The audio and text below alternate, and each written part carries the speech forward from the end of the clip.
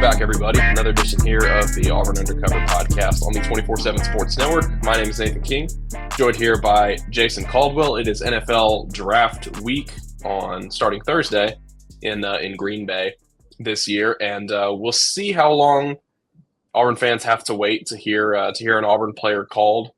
Feels like day three is where a lot of these guys are going to land. It's not going to be a deep draft class, we wouldn't think, for this Auburn team. Three players most likely to get drafted here: Jarquez Hunter, Keandre Lambert-Smith, Eugene Asante. If they were to get to four, it would probably be Jalen McLeod, who did some work at the Senior Bowl. We saw him there. I know he went to the Combine as well. And so, Jason, it's an interesting group of contributors here. A guy like Jarquez Hunter that I think sometimes when guys move on, when guys go to the NFL, unless it's like a quarterback, unless it's somebody really high profile at your university, and this goes for Auburn too, they're interested to see where they go, and then kind of that interest gets lost pretty quickly, which is understandable. They're not on your team anymore. Yeah. Jarquez, I think, is a different case. It's very rare that a guy stays with your program 4 years. I think this is going to be a case where probably on day three of the draft, legitimately Auburn fans are going to take notice of where he goes and probably pay a decent amount of attention to it, just because Jarquez did so much for this program over the course of 4 years. Yeah, I think so too. I think it is becoming more rare too that you have guys that do those types of things and stay around that long. And so I don't know. I think you look at it, and to me, there's Auburn's draft prospects fall into two different groups, and I think you look at Jarquez Hunter, and I think Eugene Asante, and the special teams value is going to be such a big part of their role, I believe. And so I think that's something that helps both them. I think Jarquez, I think the problem for him is twofold. Now, they're starting to play it maybe a little bit back more to the running game in the NFL. But I do think the issue is just the depth at the running back position. There's a bunch of guys. And so I think he's a guy personally that's going to play in the NFL for a while. I think he's going to have a value for a team and be a guy that's going to play a role there. But yeah, probably a little bit down the line. But you're right about him. I think his legacy is pretty darn strong at Auburn, even though he wasn't on a bunch of teams that will be remembered as championship teams. I think he's a guy that will be remembered for quite a while. Yeah, he's a guy that, this is sort of an era where, like we were talking about, it's rare. I think he finishes top five in program history and in rushing yards. And like you said, it's so individual success for him. It was also the fact that, he waited a couple years, waited his turn. We're seeing something similar right now with Damari Alston for Auburn's running back room, a guy who stuck around, waited for that bigger opportunity. I pulled the mock draft projections on Monday, and so some of these may have changed since then, but it's the week of the draft. And so I sort of composited out each of these guys, and the average pick with places like CBS Sports, ESPN, The Athletic, NFL.com, places like that in their mock drafts. The average pick for Jarquez is 6th round, pick 182. Feels kind of low, but to your point, Jason, there's just a lot of running backs. Somebody that you and I have been talking about for months now, and then he went to the NFL Combine and was awesome, is Keandre Lambert-Smith. It was a pre-draft thing even. And I think I was talking to you about it one time. It's like you look at pre-draft boards like a couple months ago, even before the draft process, before the Senior Bowl, before the Combine, all that stuff. And like he was just nowhere to be found after tying for the SEC lead in touchdown receptions, after being just short of 1,000 yards at Auburn. And then he goes to the NFL Combine and he runs a 4.37. And so there's just a lot of good stuff to like about Keandre Lambert-Smith. But in terms of an average selection right now, he's expected to be taken around the 6th or 7th round. It's just, I know he's somebody that you think could surprise some people on Saturday. Yeah, I think this is the biggest shock for me. I think he's a 3rd, 4th round guy. I think he's a number 2 receiver in the NFL at a minimum of 3. But I think you look at a guy like Darius Slayton. To me, I think he's a better receiving version of Darius Slayton. Darius Slayton's gone on and had a really good career and has done a good job.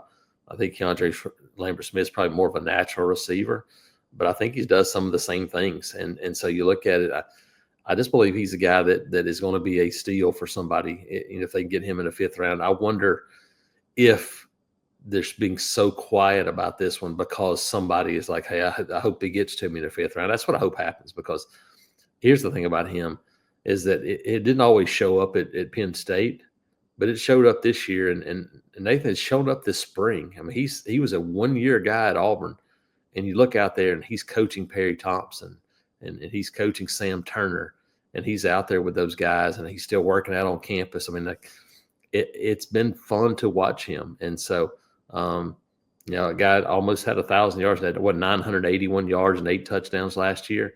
That's a pretty good chunk for a guy that was a 1-year guy. I think he's one of the most undervalued guys in this draft, especially from an Auburn standpoint. I don't think there's any question about it. Yeah, and then Eugene Asante went out. We saw him at the Senior Bowl and thought he looks pretty good. And then you come away later that week, and that was sort of the consensus. The takeaways was he was one of the better players. Then he goes to the NFL Combine, and I've pulled up his Combine results here. His 40-yard dash was 2nd out of 16 linebackers that participated. His bench was just kind of middle of the pack, 4th out of 7 linebackers that participated. And then his 10-yard split was 1st out of 16 linebackers that participated. Eugene was fast at Auburn. We saw him kind of cover a lot of ground really quickly.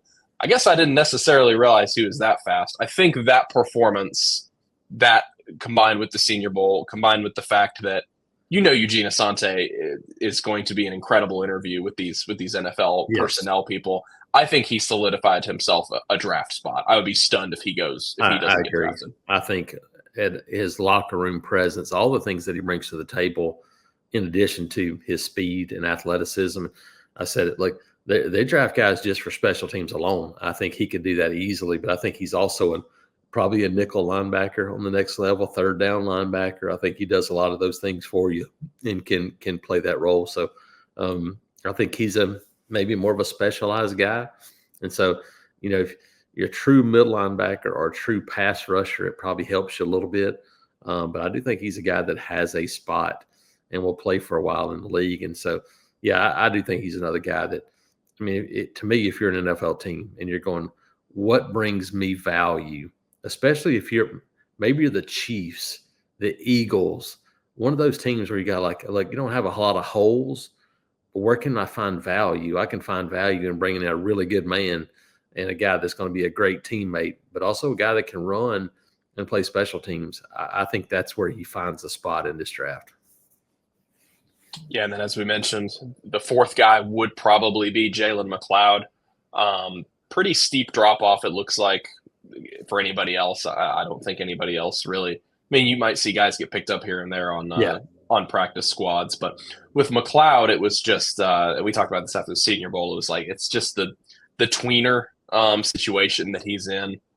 He admitted to us at the Senior Bowl that playing box linebacker like that just kind of felt awkward, and he said he had a lot of work to do. I don't think his testing numbers were super great, and so just not, if he were a couple inches taller with the college production he had, they'd be salivating over him as a pass rusher. Yep, I agree. I think that's where he was able to stay, but because of that lack of length, it makes him more of an inside linebacker, and I think that's just a difficult spot because he's really never played it before. And so, you could see, we saw the struggles at the Senior Bowl, and it's what you would expect. Guys never played it and say, hey, now you're one-on-one with a running back in the Senior Bowl, cover that guy. Well, it's hard enough for guys who've done it their whole life, but to expect him to go out there and do that was not good. And so, in all honesty, I thought probably going to the Senior Bowl probably hurt him more than it helped him, because I think there would be some, the athleticism would still be there. There'd be some questions, and I think, unfortunately, those guys probably saw some things. They're like, oh, that's probably not what we're looking for.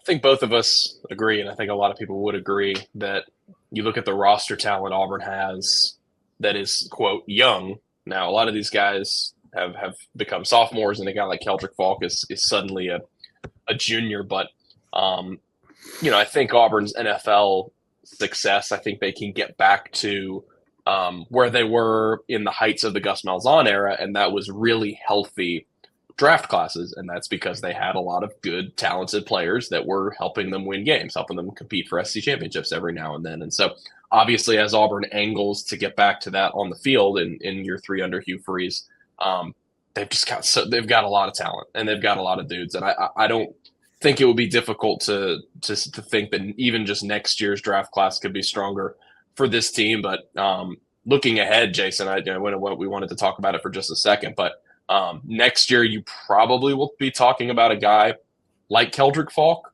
But I was sitting here thinking, like, I mean, it's going to be an interesting conversation. I mean, I think if you're a higher round draft pick, you pretty much have to go.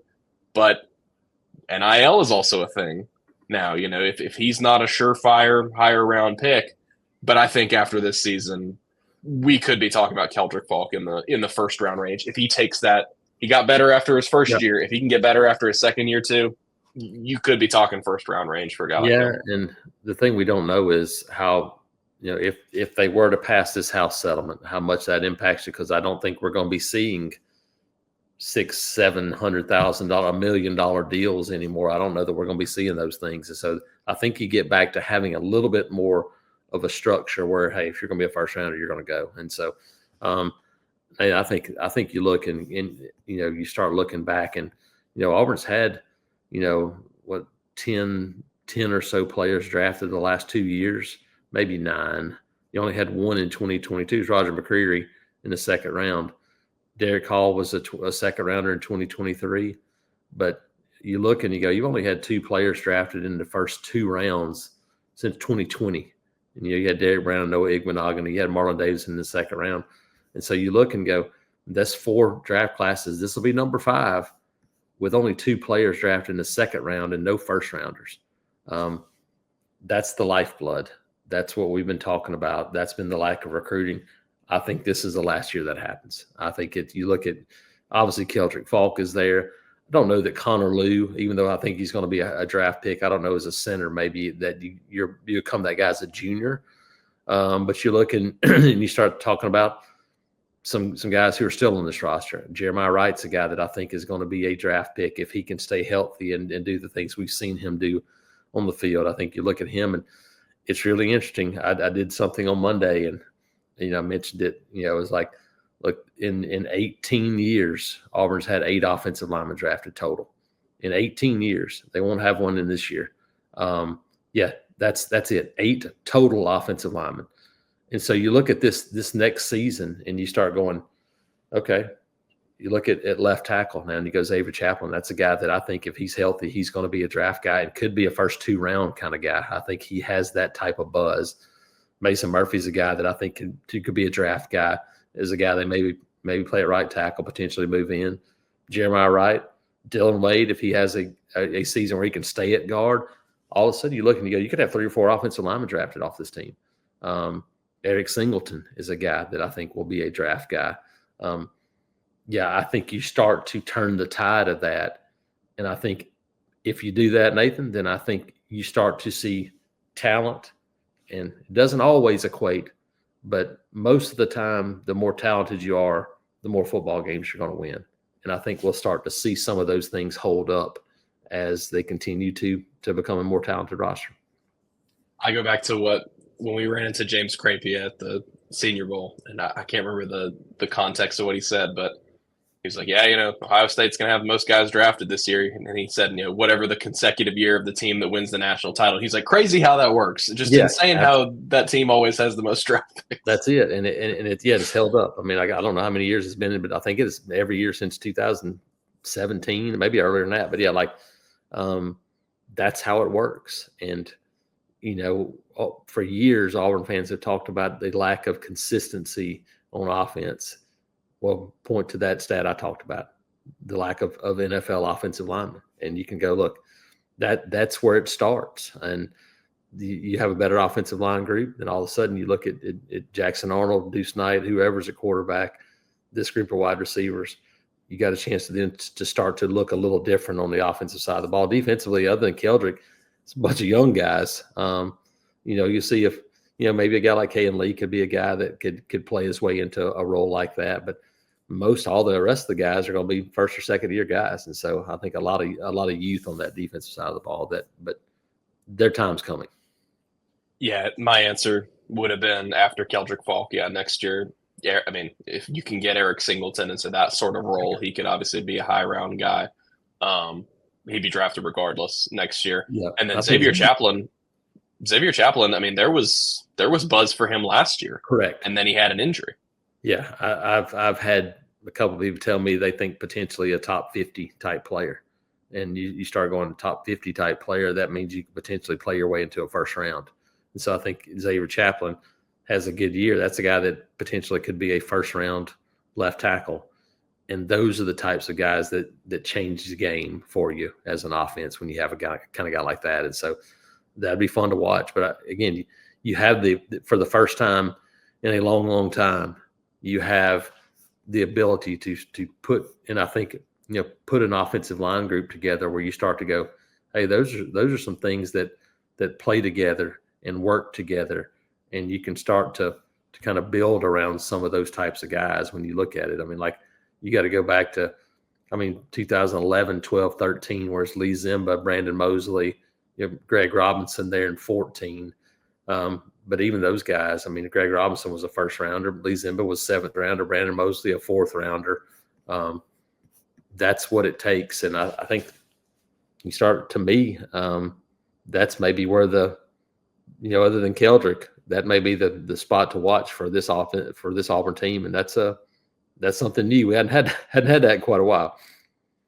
It all comes back to the offensive line. It all comes back to the line of scrimmage on both sides of the ball. As being obviously uber important. Yeah, not to look super far ahead, but yeah, next year could be a few, and then it's really when these young guys start to get into that position of being the upperclassmen on the team and look, that's what they've been building toward. You've been setting up this talent, hoping that when a guy like a Cam Coleman is a junior, when a guy like a DeMarcus Riddick and Caleb Harris, when they're juniors, they are all SEC players and you are winning lots of games. That's the goal. That's what you've been doing. And I think it also could look like lots of NFL success for these guys. I think a couple years down the road, if they can keep this nucleus together, it's obviously not far-fetched to say that Coleman, Malcolm Simmons, you mentioned Connor Lew, if on the offensive line, he's a year older than those guys, but still has done a really nice job. Caleb Harris, Jay Crawford started at cornerback as a true freshman, and I thought maybe was the best corner on the team. And so even a guy like Champ Anthony kind of fell, I think, a little bit between the cracks as we were talking about some guys there. He looked really, really good before that injury. And so, yeah, looking way ahead, a couple years down the road, obviously the focus is what you're doing on the field, but I think it could then have a byproduct for this program of getting back into that NFL draft success, because I would tell, if you asked me right now to put my money on it, I'd tell you Cam Coleman's probably a first or second rounder here in a couple of years. Yeah, I think if you look right now, I would say that Cam Coleman, Malcolm Simmons, Jay Crawford, Connor Lew, I think those guys, to me, and I think Caleb Harris, the guy that'll have a shot to, I think you're talking about 4 or 5 guys there. DeMarcus Riddick, they'll all have a chance to be first 2 or 3 round guys. And you start to do that and feed that and do it every year and continue to build. And heck, if Perry Thompson can be the Perry Thompson we saw on that A-Day Saturday, if he can be that guy for 365 days, then he can be that guy too. And so I think there's a whole lot more coming that'll have those opportunities that we haven't seen from an Auburn team in a while. There is no content frenzy like the NFL draft. And as I'm sitting here trying to even, pour over rankings and mock drafts and whatever to kind of talk about what to expect hundreds this week, it's really unbelievable. And to put it in perspective for people a little bit, like we were talking about the Senior Bowl this year, like there's some media there doing what we're doing, like tracking individual players and kind of catching up with the guys that we've covered and whatever, and doing stories on them. But like, it's insane just how many NFL draft podcasts, blogs, websites. It's insane. It's vacation land for NFL folks is the Senior Bowl practice week. They literally Nathan, and people wouldn't understand it until you go for the first time. And you go and you have, I don't know, a couple of thousand people there. And this is people that are traveling from, hey, this guy may live in, Lexington, Kentucky, but he does it for the Cincinnati Bengals, website, and does a YouTube page, and they talk about blogs, and they come down and they schedule their vacation around Senior Bowl week. And so, look, college football is a huge business. College basketball, because of March Madness, is a huge business now. There's nothing that touches the NFL, and they have done a great job of marketing every ounce of it. And hey, I remember vividly watching the NFL draft when it was on Saturday, and basically they did the whole thing on Saturday and then finished it up on Sunday. It started at noon, and that was it. It was over with. And now it's a prime time Thursday night, Friday night, Saturday exposure TV, multiple network situation. So they've made it to they've turned draft into event, and created a whole new market. I mean, there's an NFL draft market now, and instead of just the NFL. Yeah, what's wild is it's such a big event, and then by day 3, you don't even talk about a pick. It just comes across the ticker. It drives me up a wall that on day two, you're still picking in the 3rd round, and they're going back talking to guys about the 1st round who they spent 4 hours talking about on day 1, and then day 3 they'll just run down 6 or 7 picks. And look, you can talk about each of these guys. These guys, they'll know who these people are. You don't have to just gloss over 17 picks in a row and go, hey, this guy's pretty good. Talk about the picks. Yes, it drives me crazy. I'll tweet about it sometime on Saturday going, can you please talk about the guy who just got selected instead of reminding us why Jackson Dart went 19th overall? It seems like Cam Ward's going to go number 1. But it also seems it's a really interesting top of the draft, because it also seems like Travis Hunter is this completely generational unicorn of a prospect that, are you going to regret passing on a guy like that? We'll see. I don't know. It'll be interesting to see. He made those comments, Travis Hunter did. Yeah. I think last week about I would rather retire than not play both positions in the NFL. It's just like, man. It's really interesting to me to see. And people will still draft him. They will. But it would give me a little bit of a pause to go, hey, this guy's already demanding when and where he's going to play, even though, haven't made a selection yet. It would give me a little bit of pause. Now, he is I think he's the best player in the draft. I think Abdul Carter is right there too. I think he's really good from Penn State. After that, I'm just not really enamored by anyone that I look at and go, man, I think that guy's. I think Tyler Warren. To me, I think Tyler Warren is as sure a thing as there is, the Penn State tight end. But you're not going to draft him in the top 4 or 5 picks. I'd be scared of all the quarterbacks, to be quite honest. There's nobody that I go, yeah, that guy's bona fide.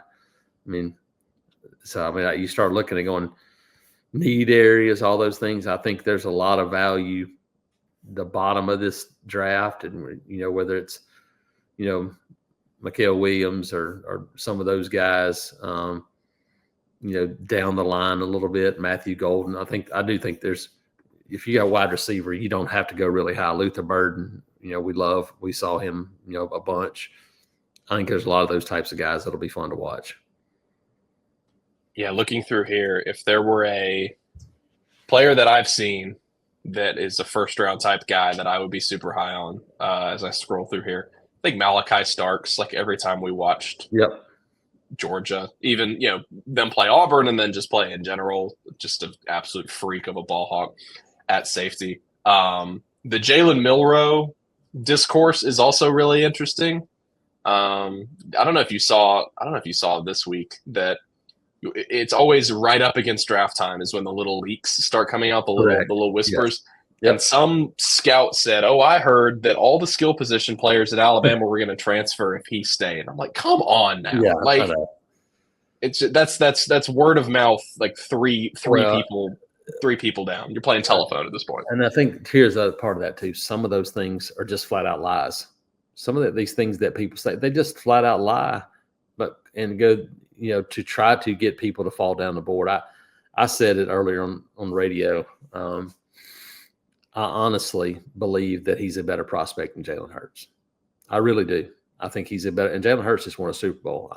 Now you got to put him in the right position, but people are like, oh, the passing stuff. Jalen Hurts had 4 NFL wide receivers to throw to. Jalen Milroe did not have those guys. Seeing him on the field, just a different guy. I mean, he really is, and so I think that's a guy that, you look at an organization, maybe you're like, hey, we need to do something different. The Carolina Panthers going, hey, look, let's do something different. You know what? Let's go recapture a little bit of Cam Newton and go back to do somebody like that would be really smart to go, hey, let's go do that. Let's lean into being the next Lamar Jackson type of team and see what we can do. But again, I think from a quarterback standpoint, I don't know. Cam Ward, is dynamic. The turnovers would probably scare me a little bit. I think there's questions for all those guys. I really do.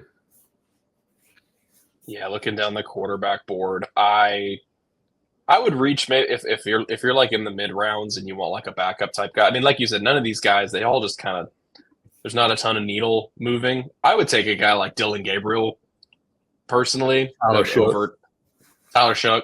Yeah.